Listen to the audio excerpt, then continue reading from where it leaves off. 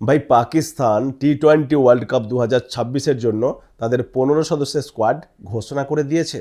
তার ফলে কি হয়েছে, তার ফলে তাদের ছোট ভাই বাংলাদেশের যেটুকু আশা ছিল, ক্ষীণ আশা ছিল যে আমরা টি-20 ওয়ার্ল্ড কাপ বয়কট করেছি, তাই আমাদের বড় ভাই পাকিস্তানও হয়তো আমাদের সাপোর্টে বিশ্বকাপ বয়কট করবে, সেটা আর নেই বললেই চলে।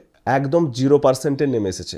কিন্তু ভাই এত কিছু হওয়ার পরেও ছোট ভাই বাংলাদেশকে নিয়ে বড় ভাই পাকিস্তানের এখনও খেলা করে মন ভরেনি। এই বাংলাদেশকে নিয়ে আরও কিছুক্ষণ খেলতে চায় পাকিস্তান। ওই যে আপনাদের মনে আছে এশিয়া কাপে ট্রফি চুরি করে নিয়ে গেছিল ট্রফি চোর মহসিন নাকমি, পিসিবির প্রেসিডেন্ট। সেই ট্রফি চোর নাকমি ছোট ভাই বাংলাদেশের জন্য এখনও একটু আশা বাঁচিয়ে রাখছেন এবং বলেছেন আমরা বিশ্বকাপ বয়কট করার ব্যাপারে আমাদের প্রধানমন্ত্রী দেশে ফিরে এলেই তার সাথে আলোচনা করে একটা সিদ্ধান্ত নেব যে আমরা বিশ্বকাপ বয়কট করব কি না। কিন্তু ভাই আমি জানি পাকিস্তান বিশ্বকাপ বয়কট করবে না, তারা বাংলাদেশকে ফাঁসিয়ে দিয়েছে। তবে ভাই এটা পাকিস্তান তো, বলা যায় না। এই দেশের নেতাদের বুদ্ধি এখানে নয়, হাঁটুর নিচে থাকে। হুট করে আবার বলে দিতেও পারে যে আমরা টি-20 বিশ্বকাপ খেলছি না, বাংলাদেশের এই দুর্দশায় আমরা শোক পালন করব, বিশ্বকাপ বয়কট করব।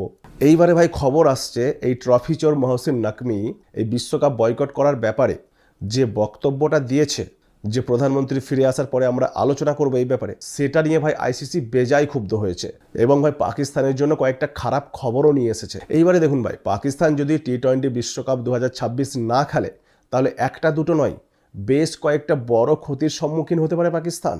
দেখুন, বাংলাদেশের এই অন্তর্বর্তীকালীন সরকারের বোকামির ফলে বাংলাদেশ তো টি-20 বিশ্বকাপ থেকে বাদ পড়ে গেছে। এখন বাংলাদেশকে সাহায্য করার চক্করে, এখন বাংলাদেশকে সাপোর্ট করার নামে কিন্তু পাকিস্তানও টি-20 বিশ্বকাপ থেকে বাদ পড়তে পারে।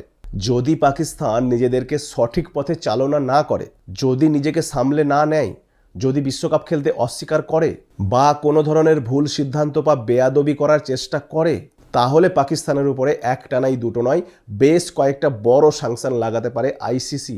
এই স্যাংশনগুলো বা এই পানিশমেন্টগুলো কিন্তু ভাই পাকিস্তান ক্রিকেটকে বাংলাদেশ ক্রিকেটের থেকেও আরও খারাপ অবস্থায় নিয়ে যেতে পারে। পাকিস্তান ক্রিকেটের জন্য একটা ভয়াবহ ডিজাস্টার প্রমাণিত হতে পারে, একেবারে সমূলে উপড়ে ফেলতে পারে পাকিস্তান ক্রিকেটকে।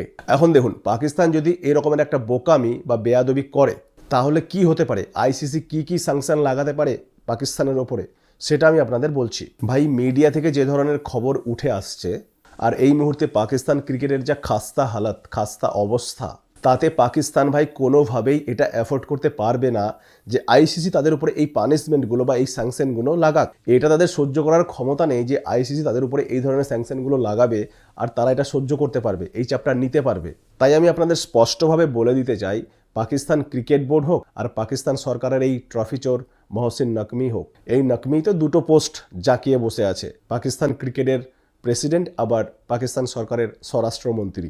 তবে আমি আপনাদের লিখে দিতে পারি, কোনো অবস্থাতেই পাকিস্তান এরকম করবে না। পাকিস্তান সরকার যতটা কাপুরুষ, যতটা ভীতু, তারা কোনোদিনও এই ধরনের সিদ্ধান্ত নিতে পারে না। তার কারণ আইসিসি থেকে টাকাটা না পেলে তারা না খেতে পেয়ে মারা যাবে। আইসিসি থেকে যে ফান্ডটা পাই তারা 450 কোটির মতো, সেটা কিন্তু তারা শুধু ক্রিকেটের কাজে লাগায় না। এই টাকার ভাগ তাদের দেশের ভিতরে যে আকারা বসে নেই, যারা জঙ্গি তৈরি করে, সন্ত্রাসবাদী তৈরি করে, সন্ত্রাসবাদীর ফ্যাক্টরির যে মালিকগুলো আছে তাদেরকেও কিছু ভাগ দিতে হয়। এই টাকা থেকেই তারা সন্ত্রাসবাদী উৎপাদনের ফ্যাক্টরিটা চালাতে পারে। আর যদি বোকামির বসে ভুল করে এই ধরনের সিদ্ধান্ত নিয়েও নেয়, তাহলে দেখবেন পাকিস্তান ক্রিকেটের অবস্থা বাংলাদেশ ক্রিকেটের থেকেও আরও খারাপ হবে, ধ্বংস হয়ে যাবে একদম পুরোপুরিভাবে, সম্পূর্ণভাবে। এখন দেখুন আইসিসি কি স্যাংশন লাগাতে পারে পাকিস্তানের ওপরে পাকিস্তান যদি এই ধরনের ভুল করে। নাম্বার 1, পাকিস্তান ক্রিকেট বোর্ডের সাথে আইসিসির কন্ট্রাক্ট ক্যান্সেল করে দিতে পারে আইসিসি। তার ফলে তারা আইসিসি থেকে কোনো ধরনের সুযোগ সুবিধা, কোনো ধরনের ফান্ড আর পাবে না। সেকেন্ড, তারা যদি ভেবে থাকে বাইল্যাটারাল সিরিজ খেলে তারা তাদের পেট চালাবে, সংসার চালাবে, সেটাও আইসিসি হতে দেবে না। সেই বাইল্যাটারাল সিরিজকে আইসিসি মান্যতা দেবে না এবং আইসিসির মান্যতা ছাড়া অন্যান্য দেশগুলো এদের সঙ্গে বাইল্যাটারাল সিরিজ খেলতে আসবে না।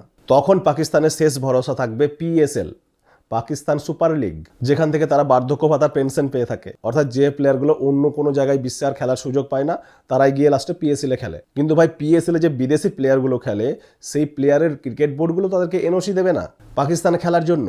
তার কারণ আইসিসি তার আগেই তাদের সিকিউরিটি এজেন্সি দিয়ে পাকিস্তানে সিকিউরিটি থ্রেটকে একদম হাই রিস্ক করে দেবে, হাই রিস্ক ঘোষণা করে দেবে। এবং এটা তো সত্যি, পাকিস্তানে ক্রিকেট খেলার যে সিকিউরিটি থ্রেট সেটা সবসময় হাই রিস্কেই থাকে। এবং সব শেষে বড় ভাই পাকিস্তান ও ছোট ভাই বাংলাদেশ নিজেদের মধ্যে বাইল্যাটারাল সিরিজ খেলবে, একবার বাংলাদেশ পাকিস্তান যাবে, একবার পাকিস্তান বাংলাদেশ আসবে।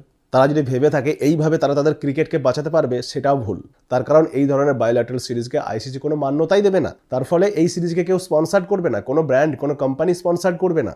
তাহলে ভাই খেলে কি লাভ? শেষ পর্যন্ত তো ভাই ব্যাট উইকেট কেনারই টাকা থাকবে না। এখন আরও একটা কথা চিন্তা করুন, যে স্যাংশনগুলোর কথা আমি বললাম এগুলো কিন্তু ভাই বাংলাদেশের উপরেও লাগাতে পারে আইসিসি।